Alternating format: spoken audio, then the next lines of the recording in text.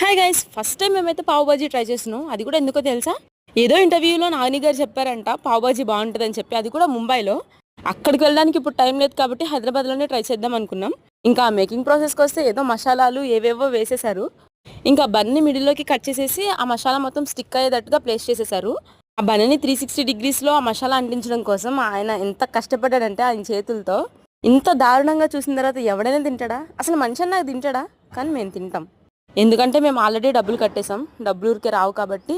అసలు ఈ బన్ను మసాలా ఈ కాంబినేషన్ ఏంట్రా బాబు అనుకున్నా.